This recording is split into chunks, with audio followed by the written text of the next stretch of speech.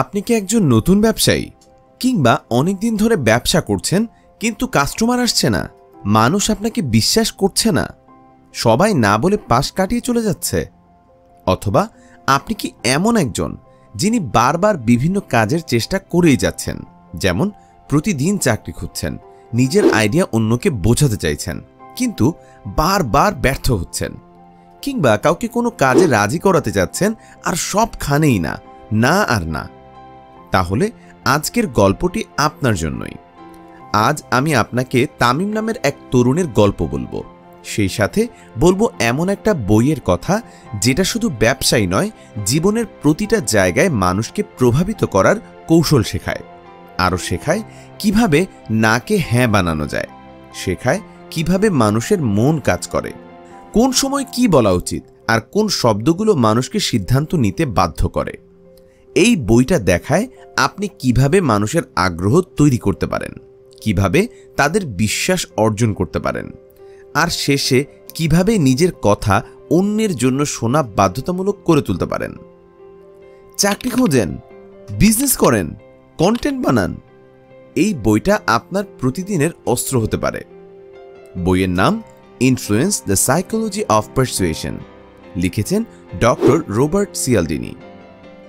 আসুন একটি গল্প শোনা যাক। তামিম ছিল একেবারে সাধারণ এক ছেলে। আর্ট কলেজ থেকে পাশ করেছে, পড়াশোনা শেষ, হাতে একটা ডিগ্রি। ছেলেটা খুব পরিশ্রমী, শান্ত স্বভাবের, নিজের কাজ ভালোবাসে। অনেকদিন ধরেই চাকরির খোঁজ করছিল, একটা ঠিকঠাক চাকরি যেখানে সে নিজের শেখা কাজটা করতে পারবে, কিন্তু মন মতো কিছুই মিলছিল না। কখনো কোথাও গিয়ে শুনেছে, আরে ভাই, আপনার সাবজেক্ট তো চাকরির বাজারে তেমন কাজেই আসে না। আত্মীয় স্বজনও তাকে বিরক্ত করে, বলে তুই কিছু একটা কর, চাকরি না পেলে দোকান দে, কিছু তো কর। তামিম ভেতরে ভেতরে হাল ছেড়ে দিচ্ছিল, কিন্তু একদিন ভাবল যদি চাকরি না পাই তাহলে নিজের কিছু একটা শুরু করব। তখন থেকেই মাথায় ভাবনা আসে সে কাঠের জিনিস ভালো বানাতে পারে। একদিন সে ঠিক করলো নিজ হাতে তৈরি কাঠের ছোট ছোট জিনিস বানাবে, তার ডিগ্রি ক্রিয়েটিভিটি কাজে লাগাবে। তারপর সেইসব শোপিস ফেসবুকে বিক্রি করার চেষ্টা করবে। তামিম কাঠের ছোট ছোট শোপিস, কিরিং, নাম প্লেট এসব বানাতে শুরু করলো। যেহেতু সে এ কাজে দক্ষ, কাজটি তার খুবই সহজ মনে হয়েছিল। সে ফেসবুকে একটা পেজ খুলল, নিজের বানানো জিনিসের ছবি দিল, দামের তালিকা, ক্যাপশন, ডেলিভারি ডিটেলস সব কিছু সাজিয়ে রাখলো। প্রথম দিকে কিছু বন্ধুবান্ধব কিনলেও কয়েকদিন পরে কিন্তু কিছুতেই বিক্রি হলো না, নতুন কোনো অর্ডার এলো না, পোস্টে লাইক কমেন্ট গেল, কেউ কিছু জিজ্ঞেসও করছে না। তামিম অনেক চিন্তা করলো, আমি তো ভালো জিনিস বানাচ্ছি, তাহলে কেন কেউ কিনছে না? তামিমের মন বড়ই খারাপ হলো। হতাশায় সে ইউনিভার্সিটি গেল। পরিচিত কাউকেই না পেয়ে সে চুপচাপ একটা চেয়ার টেনে লাইব্রেরির কোনায় বসে। হঠাৎ চোখে পড়ল একটি বই, the psychology of persuasion by doctor Robert Cialdini. সে বইটি পড়া শুরু করল। সে দেখল বইটিতে 7টা পয়েন্টের মাধ্যমে মানুষকে প্রভাবিত করার কৌশল শেখানো হয়েছে। তামিম একেবারে মন দিয়ে পড়ে, প্রতিটা পয়েন্ট সে তার নিজের জীবনে কাজে লাগানোর চেষ্টা করল। বইয়ের প্রথম পয়েন্টটি হলো রেসিপ্রোসিটি। এর খুব সহজ মানে হলো, আপনি কাউকে কিছু দিলে সেও তার বদলে আপনাকে কখনো না কখনো কিছু না কিছু দিবেই। এটা যেন এক অদৃশ্য নিয়ম যা কেউ কাউকে শেখায় না, কিন্তু সবাই মেনে চলে। যেমন আপনি যদি কাউকে হঠাৎ 1 কাপ চা খাওয়ান, সে মানুষটা হয়তো তখন কিছু বলবে না, কিন্তু কয়েকদিন পরই সে নিজে থেকেই বলবে, ভাই আজ কিন্তু আমি চা খাওয়াবো। এই যে ভেতর থেকে একটা টান আসে, ভাবনা আসে, আমি তো পেলাম, এখন কিছু দেওয়া উচিত। এই ভাবনাটাই হচ্ছে রেসিপ্রোসিটি, অর্থাৎ বিনিময়ের মনোভাব। তামিম এই ভাবনাটাকেই কাজে লাগায়। সে এলাকার কয়েকজন দোকানদারের কাছে যায়, হাতের তৈরি কাঠের কিরিং বের করে দেয় আর হেসে বলে, নিজে বানিয়েছি ভাই, ভালো লাগলে বলবেন। দোকানদাররা কেউ কিছু বলে না, তামিমও কিছু চায় না, সে শুধু দিয়ে আসে, বিনিময়ে কিছু না চেয়ে। কিন্তু কয়েকদিন পর একদিন সকালে হঠাৎ এক দোকানদার এসে বলে, ভাই ওই জিনিসটা আরো বানান তো, আমরা কয়েকটা নিতে চাই। আরেকজন বলে, আমার দোকানের নামটা দিয়ে বানাতে পারবেন? তামিম মুচকি এসে বুঝে ফেলে রেসিপ্রোসিটি কাজ করেছে। 2. Commitment and consistency. এর মানে হলো, প্রতিশ্রুতি দিলে মানুষ চেষ্টা করে তা ধরে রাখতে। কারণ আমরা নিজের মুখে যা বলি তা রাখতে পারলে মনে একটা অস্বস্তি কাজ করে, নিজেকেই তখন ছোট মনে হয়। তামিম তার ফেসবুক পেজে লিখল, আগামী 30 দিনে আমি 30টা নতুন প্রোডাক্ট বানিয়ে পোস্ট করব, নজর রাখুন। কিছুক্ষণের মধ্যেই সে দেখলো অনেকগুলি কমেন্টস এসেছে। অপেক্ষায় থাকলাম ভাই, প্রতিদিন দেখতে চাই। এত কমেন্টস দেখে সে আগ্রহ এবং অনুপ্রেরণা পেল। এরপর থেকেই সে প্রতিদিন একটি করে অনেক সময় রাত জেগে বানায়, ছবি তোলে, প্রোডাক্টের ছবি দিতে থাকে। ধীরে ধীরে মানুষ বুঝতে থাকে। তামিম তার কথা রাখে। তামিম যেমন বলেছে তেমনই করছে। এই ধারাবাহিকতা থেকে তৈরি হয় বিশ্বাস। মানুষ ভাবে এই ছেলেটার ওপর ভরসা করা যায়। এই ব্যাপারটিকে বলে কমিটমেন্ট অ্যান্ড কনসিস্টেন্সি। মানুষকে বিশ্বাস করানো, আমি যেমন বলি তেমনই করি। 3 নাম্বারটা হচ্ছে সোশ্যাল প্রুফ, সামাজিক প্রমাণ। এর সহজ ব্যাখ্যা হলো মানুষ যা করে আমরাও দেখাদেখি তাই করি। আমরা ভাবি সবাই যেটা করছে সেটাই সেফ অপশন। এভাবেই একজন অন্যকে দ্বারা ইনফ্লুয়েন্স হয়। বই থেকে এই পয়েন্টটা পড়েই তামিম ভাবতে থাকে এই ধারণাটিকে কিভাবে কাজে লাগানো যায়। একদিন তামিমের এক বন্ধু তাকে বলে, তোর বানানো কাঠের শোপিসটি সবাই অনেক পছন্দ করেছে।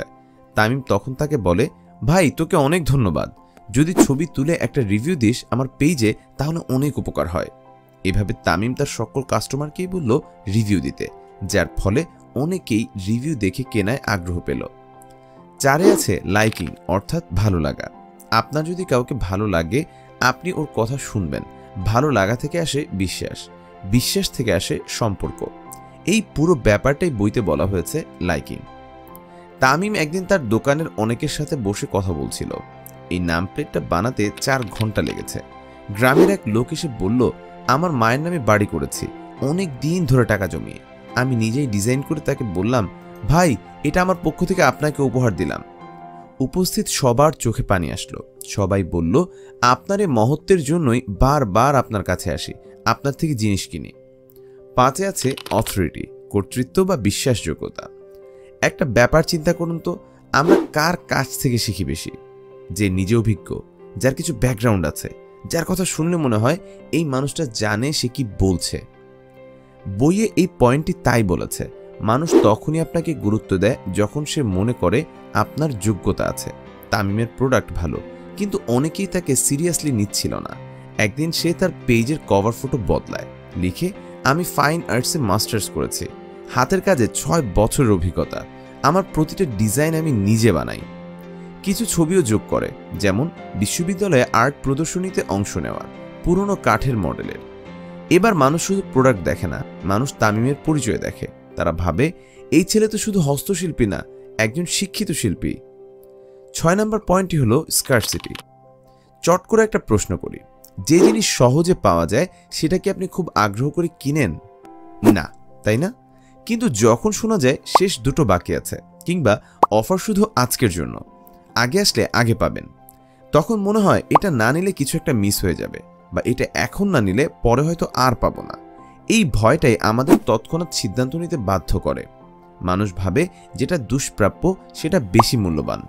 এই মনোভাবের নামই হচ্ছে স্কারসিটি, অর্থাৎ ঘাটতি বা সীমিততার কৌশল।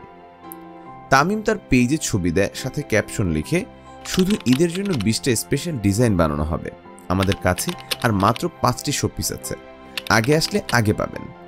এই পোস্টটা পড়ে অনেকেই তাকে মেসেজ করে, ভাই আমার জন্য একটা রাখবেন।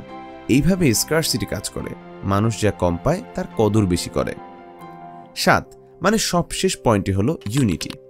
আচ্ছা, আপনার সাথে কি কখনো এমন হয়েছে কোনো অপরিচিত মানুষ আপনাকে এসে হঠাৎ বলেছে, আমারও বাড়ি আপনার পাশের গ্রামে? এই এক কথাই তাকে অনেক আপন মনে হয়েছে। বা ধরুন কেউ যদি বলে, আমি আপনার বিশ্ববিদ্যালয়েরই একজন ছাত্র, আমাকে একটু সাহায্য করুন, আর আপনি কাজ ফেলে তাকে সাহায্য করতে ছুটে গেছেন। এই যে আপনত্ব, এই আমরাও তো এক, এই অনুভবটাই হলো ইউনিটি। তামিম এবার আর শুধু প্রোডাক্ট নিয়ে কথা বলে না, সে বলে গল্প। এই কার্ডটা এসেছে ঠাকুরগাঁওয়ের এক মিস্ত্রির হাত থেকে, আর বানিয়েছে আমার গ্রামের এক ছোট ভাই। আমি শুধু ডিজাইন করেছি, কিন্তু এটা আসলে আমাদের সবার কাজ। আরেকদিন সে পোস্ট দেয়, আপনার অর্ডার মানে শুধু একটা প্রোডাক্ট না, এর মানে আপনি একজন গ্রামীণ কারিগরের পাশে দাঁড়ালেন। এখন তার প্রোডাক্ট গ্রাম শহর সকলেই অর্ডার দেয়, কারণ এই সকল প্রোডাক্টগুলি শুধু সুন্দরী না, প্রোডাক্টগুলি যেন তাদেরই অংশ। আপনি যদি অন্যকে বোঝাতে পারেন আপনিও আমার মতো, তাহলে তারা আপনাকেও আপন করে নেয়। এই ইউনিটি বছরের পর বছর টিকিয়ে রাখার মতো গভীর এক সম্পর্ক তৈরি করে। একটা বই পড়েই যেন তামিমের জীবন বদলে গেল। একসময় তামিম বুঝতে পারে এই বইটা শুধু মার্কেটিং শেখায়নি, এই বইটা তাকে মানুষ চিনতে শিখিয়েছে, নিজের ওপর বিশ্বাস রাখতে শিখিয়েছে, কথা বলার কৌশলও যে এক ধরনের শক্তি তা বুঝতে পেরেছে। এই কৌশলগুলো সে শুধু পড়েনি, সে বুঝেছে, অনুভব করেছে, আর এরপর একে একে নিজের জীবনে কাজে লাগাতে শুরু করেছে।